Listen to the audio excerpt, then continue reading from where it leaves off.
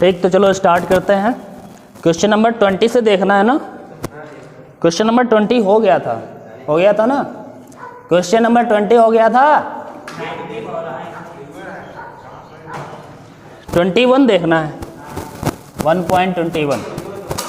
ठीक है, question number 21 दिया है 10 सेंटीमीटर त्रिज्या के चालक गोले पर अज्ञात परिमाण का आवेश है। 10 सेंटीमीटर त्रिज्या का कोई चालक गोला है, इस पर कितना आवेश है पता नहीं है, अज्ञात परिमाण का आवेश है, लेकिन गोले की त्रिज्या दे दी गई है। अगर गोले की त्रिज्या दे दी गई है तो हम लोग याद रखें, अगर गोले वाला आवेश जब हमने वितरित किया था तो हमको ये याद होगा कि गोले की त्रिज्या को हम लोग कैपिटल आर से लिखते थे और उस बिंदु की दूरी जहां पर वैद्युत क्षेत्र की तीव्रता निकालते थे उसे हम स्मॉल आर से लिखते थे, यही तो थी।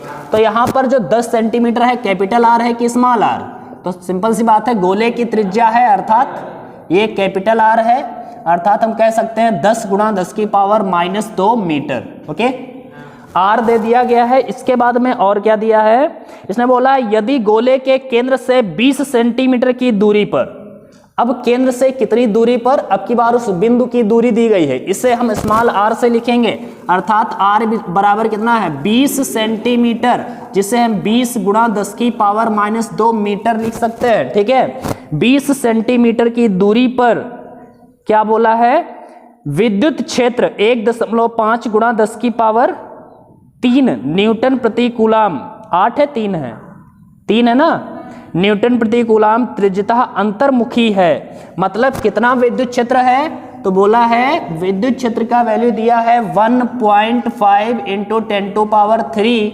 न्यूटन प्रति कूलाम का विद्युत क्षेत्र अंतर्मुखी है, मतलब भीतर की ओर है, अंतर्मुखी है, ध्यान से देखिए।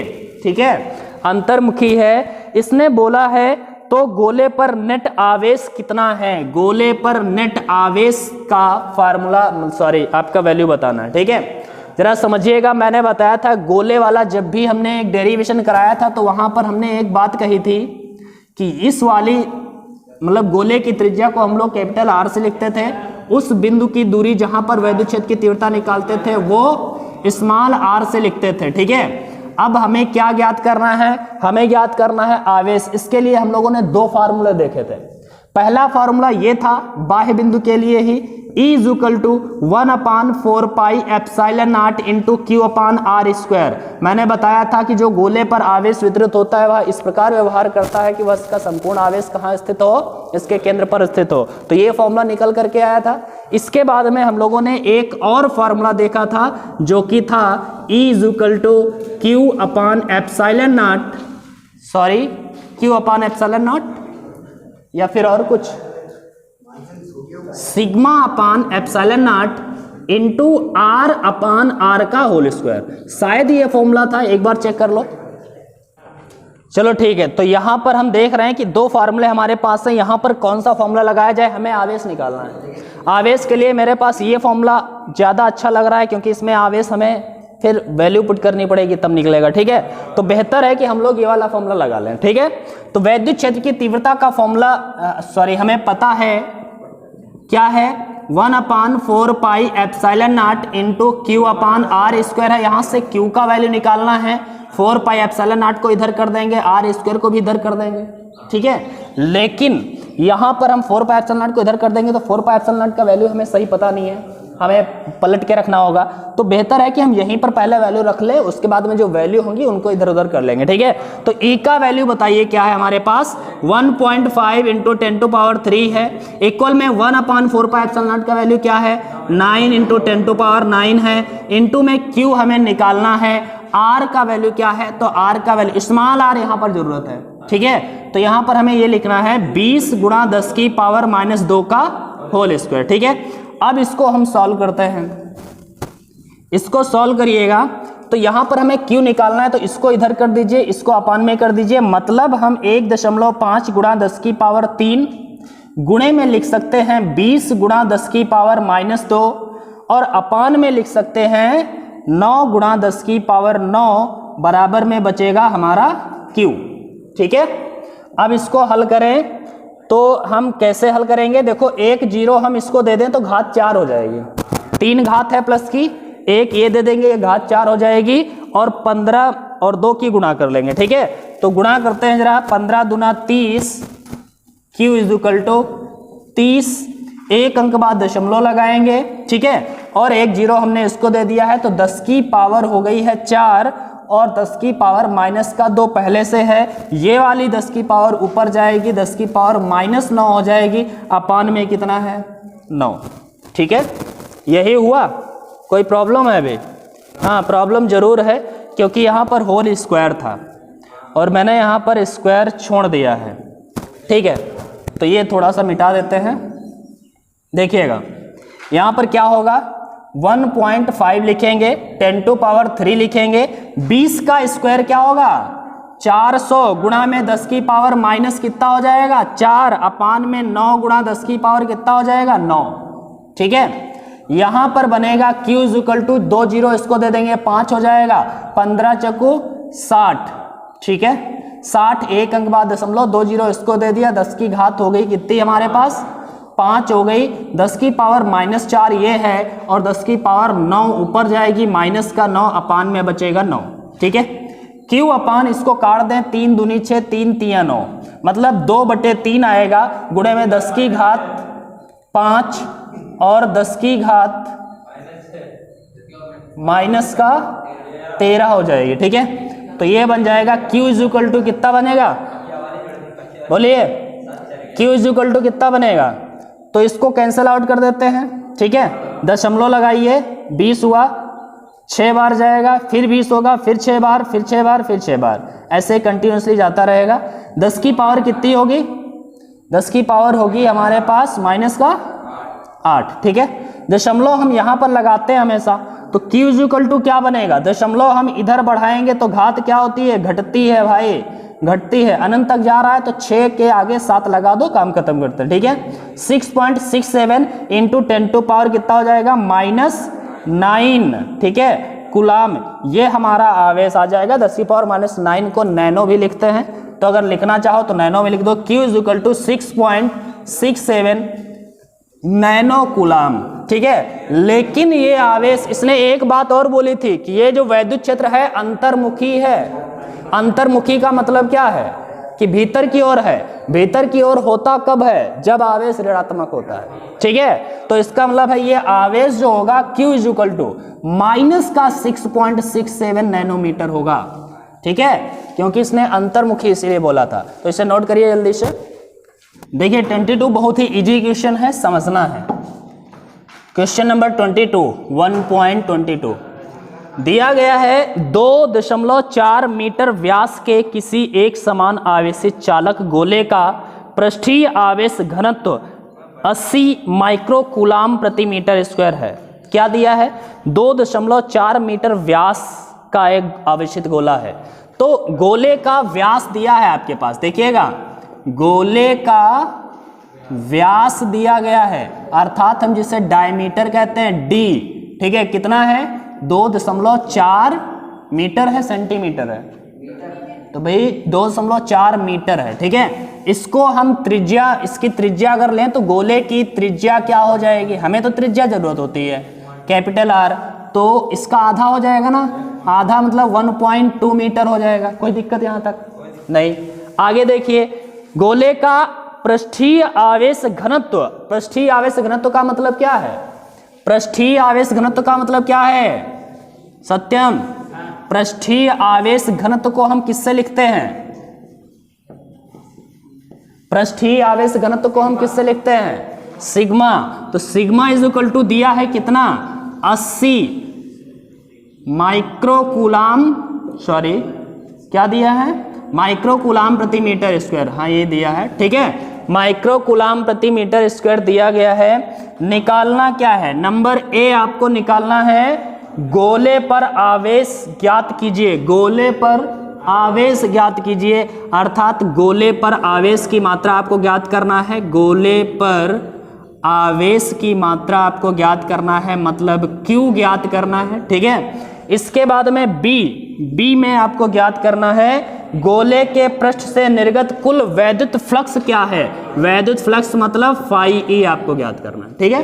2 क्वेश्चन है यहां पर, देखिए गोले की बात कर रहे हैं, आवेश हमें ज्ञात करना है, अभी हम लोगों ने ऐसे एक क्वेश्चन लगाया है, लेकिन उस क्वेश्चन में वैद्युत क्षेत्र की तीव्रता दी थी, इसलिए हम लोगों ने वैद्युत क्षेत्र की तीव्रता का फॉर्मूला लगाया था और वहां से क्यों निकाला था। यहां पर वैद्युत क्षेत्र की तीव्रता नहीं दी है। इस सिचुएशन में आप आवेश तो ज्ञात ही करना है, वैद्युत क्षेत्र की तीव्रता नहीं दी है, तो हम कैसे ज्ञात कर सकते हैं उस फॉर्मूले से आवेश? नहीं ज्ञात कर सकते हैं। इसके लिए हमारे पास एक दूसरा तरीका है, इसने बोल दिया है पृष्ठीय आवेश घनत्व सिग्मा है। पृष्ठीय आवेश घनत्व का हमें सूत्र पता है, क्या होता था बताइए जरा। पृष्ठीय आवेश घनत्व का सूत्र क्या होता था? ए वाला सॉल्व कर रहे हैं, ठीक है। पृष्ठीय आवेश घनत्व, ठीक है, घनत्व क्या होता है? Sigma is equal to Q upon A होता है, यही होता था ना, sigma is equal to Q upon A. हमें आवेश ज्ञात करना है, क्यू ज्ञात करना है। क्यू ज्ञात करना है तो ए को इधर मल्टीप्लाई कर दें, Q is equal to sigma into A. Sigma हमारे पास है, दिया है, इसने दिया है ना सिग्मा का वैल्यू, ठीक है। ए का मतलब है पृष्ठीय क्षेत्रफल, और गोले का क्षेत्रफल हमें पता है, गोले का पृष्ठ का क्षेत्रफल फॉर्मूला होता है 4 पाई आर स्क्वायर, जहां पर हमें आर तो दे दिया है तो 4 पाई आर स्क्वायर निकाल सकते हैं, आराम से निकाल लेंगे। Q is equal to sigma का वैल्यू क्या है? तो सिग्मा का वैल्यू है 80 माइक्रो कूलाम प्रति मीटर स्क्वायर है, माइक्रो हटाना पड़ेगा हमें, तो क्या लिखेंगे 10⁻⁻⁶ इंटू में ए का मतलब हुआ भैया 4 pi R square, okay, 4 pi R square, गोले की त्रिज्या 4 पाई आर स्क्वायर, ठीक है। अब यहां पर हम क्या कर देंगे, Q 80 इंटू 10⁻⁻6 इंटू 4, पाई का वैल्यू बोलिए, पाई का वैल्यू 22/7, आर का वैल्यू बताइए 1.2 का स्क्वायर, ठीक है। इसको सॉल्व कर लेना है। Q इज इक्वल टू क्या बनेगा, गुणा कर देते हैं। सबसे पहले 80 लिख दो ऐसे ही, 22 और 4 का गुणा 88 अपान में 7 रहेगा भाई, ठीक है। और ये बन जाएगा 12 का स्क्वायर 144 होता है, तो 1.44 हो जाएगा, ठीक है, 2 अंक बाद दशमलव रहेगा, और 10 की पावर कितना रहेगा, 10 की पावर -6, ठीक है। इसको अब हम लोग कैलकुलेट कर लेते हैं बस, और आंसर आ जाएगा। इसको कैलकुलेट करना है, जीरो का मल्टीप्लाई, जीरो लगा देंगे, 8 8 का गुणा 64 का 4, 6 8 8 64, 64 और 6 70 होगा, ठीक है, अपान में 7 into 1.44 into 10⁻⁻6, then Q is equal to ये क्या बनेगा भाई, इसका मल्टीप्लाई कर लो या फिर इसको काट करके जो बचे उसका मल्टीप्लाई कर लो। किसका करें, मतलब काट करके करें तो 7 एकम 7 जीरो, फिर 0 7 पना 35, फिर 7 7 49, ऐसे जाएगा 1005.7 इंटू 1.44 इंटू 10⁻⁻6।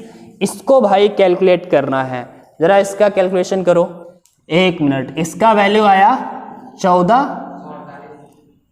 48 पॉइंट में कुछ है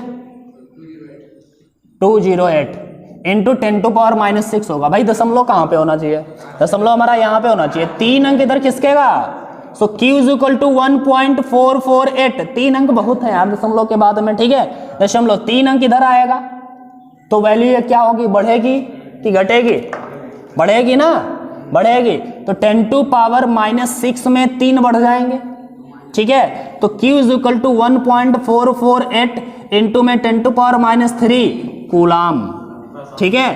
तो ये आवेश का वैल्यू आ गया। इसके बाद में बी वाला ऑप्शन हमें और लगाना है, ध्यान से देखिए, बी वाला और लगाना। एक काम करते हैं, इसके आगे के वैल्यू सब हटा दो, 448 को हटा करके यहाँ पर 48 को हटा करके पूरा 5 कर दो, क्या दिक्कत है, कर सकते हैं ना ऐसा, तो ये तो पढ़े ही होंगे, ठीक है। So Q is equal to 1.45 into 10⁻⁻3 coulomb आ गया है।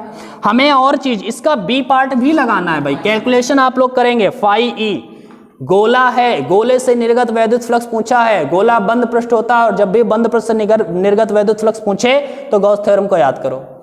गॉस थ्योरम क्या कहती है, गॉस थ्योरम कहती है φ is equal to Q upon epsilon naught होता है भाई, ठीक है। तो φe is equal to Q का वैल्यू हमें पता है 1.45 इंटू 10⁻⁻3 अपान में एप्सिलॉन नॉट 8.85 इंटू 10⁻⁻12, इसे कैलकुलेट कर लेना, बस आंसर है, ठीक है। तो आराम से कर लीजिए,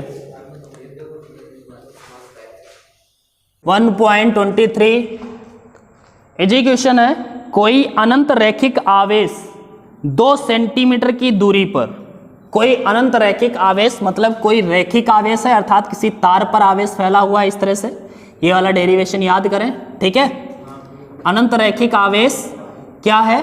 एक अनंत रैखिक आवेश 2 सेंटीमीटर की दूरी पर, कितनी दूरी पर?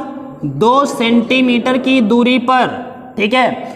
कितना वैद्युत क्षेत्र बनाता है? इसने दिया है 9 गुणा 10 की पावर 4 न्यूटन प्रति कूलाम का वैद्युत क्षेत्र उत्पन्न करता है। E इक्वल टू कितना है?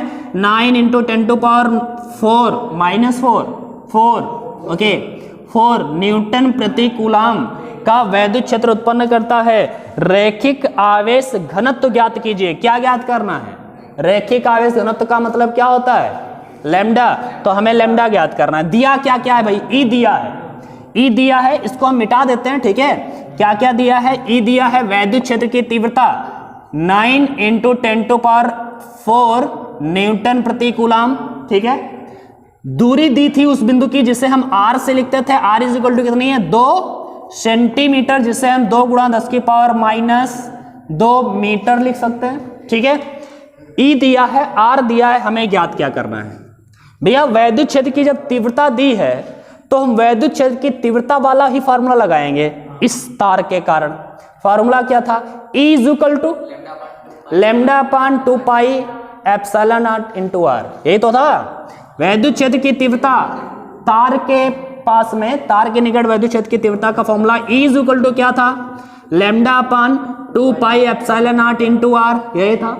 इसको हम इस रूप में भी लिखते थे, E is equal to 1 upon 4 pi epsilon naught into में 2 लैम्डा अपान आर, ठीक है। रख दो वैल्यू, रख दो। E का वैल्यू बताओ भाई, 9 इंटू 10 टू पावर 4।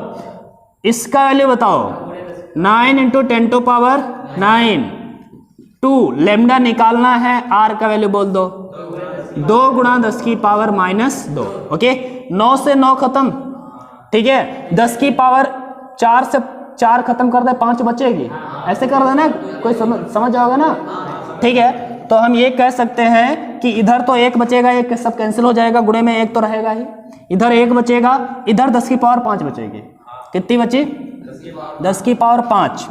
गुणे में 2 से 2 ये खत्म कर दिया जाए तो बचा है lambda upon 10 to power minus 2, ठीक है। अब भैया घाते इधर उधर भेज दो, घाते इधर उधर भेज दो। 10 की पावर माइनस 2 का इधर गुणा करेंगे, ऊपर आ जाएगा ये, और ये इधर गुणा कर देंगे, बटे में आ जाएगा, यही होगा। तो ये हो जाएगा, 1 को 1 गुणा में आएगा 10 की पावर माइनस 2, और बटे में आएगा 10 की पावर 5 बराबर में लैम्डा। भैया 10 की पावर 5 को ऊपर कर लो, 10 टू पावर माइनस 2, 10 की पावर माइनस 5 बराबर में लैम्डा।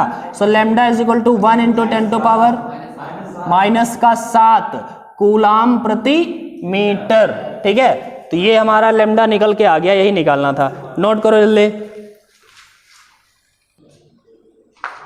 इसका। अच्छा ये भी देख लो, इसको दूसरे तरीके से कैसे लिख सकते हैं? लैम्डा इज इक्वल टू, हम इसको 1 घात इसको दे दें, अगर माइनस 6 कर दें तो ये 10 हो जाएगा, 10 गुणा 10 की पावर माइनस 6 हो जाएगा, ठीक है, कूलाम प्रति मीटर।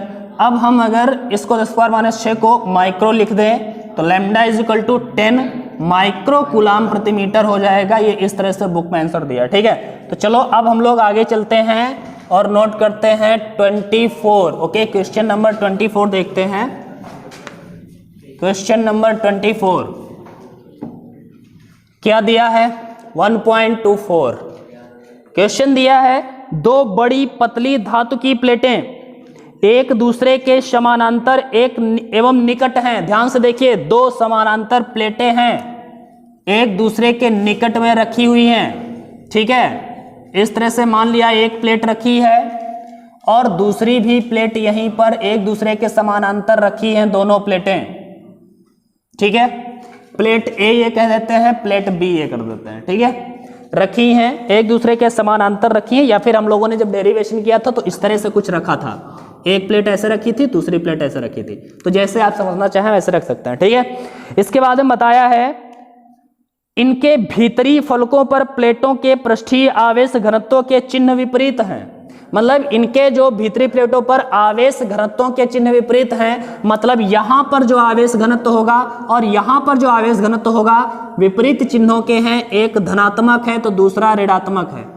ठीक है, चिन्ह विपरीत हैं, आगे बताया है। तथा इनका परिणाम, किनका परिणाम, इन्हीं आवेश पृष्ठों का, मतलब पृष्ठीय आवेश घनत्वों का परिणाम सिग्मा जिसे बोल रहे हैं, कितना दिया है, तो इन्होंने बोला है 17.0 इंटू 10 टू पावर माइनस 22 है। 17.0 into 10 to power minus 22 coulomb प्रति मीटर स्क्वायर है। ठीक है, यहां पर एक क्वेश्चन आपसे पूछा गया, पहला क्वेश्चन आपसे किया गया है पहली प्लेट के बाह्य क्षेत्र में, पहली प्लेट के बाह्य क्षेत्र में, पहली प्लेट के बाह्य क्षेत्र, पहला क्वेश्चन यहां से लेना है। ठीक है, पहली प्लेट के बाह्य क्षेत्र में बी वाला क्वेश्चन किया गया है, मतलब यहां पर हमें जो वैद्युत क्षेत्र निकालना है, सबके बाह्य क्षेत्र में वैद्युत क्षेत्र निकालने को बोला है कहां पर, बाह्य क्षेत्र में, मतलब ई फर्स्ट निकालेंगे। ठीक है, इस क्षेत्र की बात कर रहा है। बी वाले में आपसे क्या पूछा है, उसने बोला है दूसरी प्लेट के बाह्य क्षेत्र में, दूसरी प्लेट के बाह्य क्षेत्र में, ये सेकंड पार्ट यहां पर हमें निकालना है ई सेकंड। ठीक है, और इसके बाद तीसरा क्वेश्चन बोला है दोनों प्लेटों के बीच में विद्युत क्षेत्र ई परिकलित कीजिए, दोनों प्लेटों के बीच में थर्ड पार्ट यहां पर हमें निकालना है। ठीक है, चलो देखते हैं। क्वेश्चन था दो प्लेटें हैं, ठीक है, दोनों प्लेटों पर आवेश कितना है ये नहीं बोला है, लेकिन पृष्ठीय आवेश घनत्व बोल दिया है। विपरीत चिन्हों के हैं तो एक पर धनावेश है एक पर ऋणावेश है, ये हमें क्लियर हो गया है। ठीक है, अच्छा ये धनावेशित है ये ऋणावेशित है, तीन जगह पर हमें वैद्युत क्षेत्र बताना है। सबसे पहले ए पार्ट हम लोग लगाते हैं, यहां पर की बात करते हैं। इस बिंदु पर कोई भी बिंदु ले लीजिए, इधर साइड में कोई भी बिंदु ले लिया हमने पी। ठीक है, यहां पर प्लस वाली प्लेट के कारण वैद्युत क्षेत्र की तीव्रता का डायरेक्शन ये होगा ई ए। ठीक है, और माइनस वाली की प्लेट के कारण वैद्युत क्षेत्र की तीव्रता माइनस की ओर होगी ई बी, यही होगा। ठीक है, तो हम कह सकते हैं कि ई ए जो होगा वो कितना होगा भाई, ई ए बराबर, फार्मूला तो यही होता है सिग्मा अपान 2 एप्सिलॉन नॉट, किसी एक प्लेट के कारण वैद्युत क्षेत्र की तीव्रता। ठीक है, और ई बी भी इतना ही होगा, ई बी भी होगा सिग्मा अपान 2 एप्सिलॉन नॉट।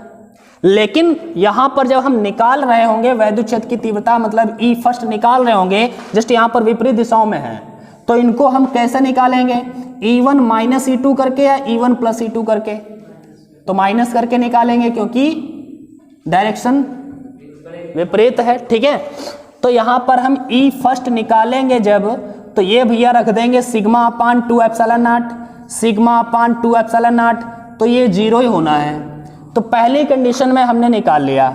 दूसरी कंडीशन में अच्छा सोचो, यहां पर भी सोचिए, यहां पर एक बिंदु Q है, प्लस वाले कारण वैद्युत क्षेत्र की तीव्रता इधर साइड में होगी ई ए, माइनस के कारण वैद्युत क्षेत्र की तीव्रता इधर साइड में होगी ई बी, भीतर की ओर होगी ना। ठीक है, तो यहां पर भी वैद्युत क्षेत्र क्या आ जाएगा, ई डबल, मतलब ई सेकेंड, तो वो भी हम विपरीत दिशा में है, तो फिर घटा के निकालेंगे सिग्मा अपान 2 एप्सिलॉन नॉट और सिग्मा अपान 2 एप्सिलॉन नॉट बराबर में 0। सी ऑप्शन देखिएगा, यहां पर अगर कोई बिंदु P ले लिया या फिर P Q R ले लेते हैं। ठीक है, यहां पर प्लस के कारण वैद्युत क्षेत्र की तीव्रता इधर की ओर ई ए, माइनस कारण वैद्युत क्षेत्र की तीव्रता माइनस की ओर अर्थात ई बी, दोनों सेम डायरेक्शन में।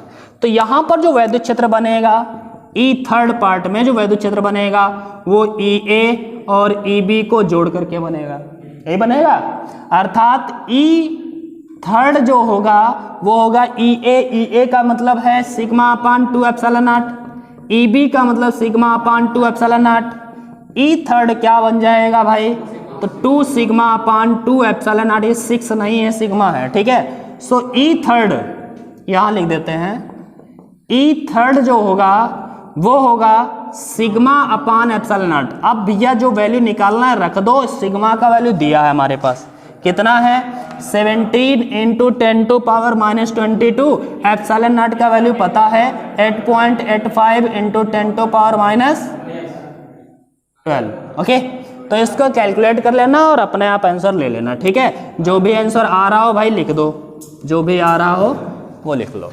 ठीक है, तो ये आराम से लगा लीजिए। आज क्लास में बस इतना ही रखते हैं फिर, ठीक है। तो चलो आगे की बात करेंगे अगली साल।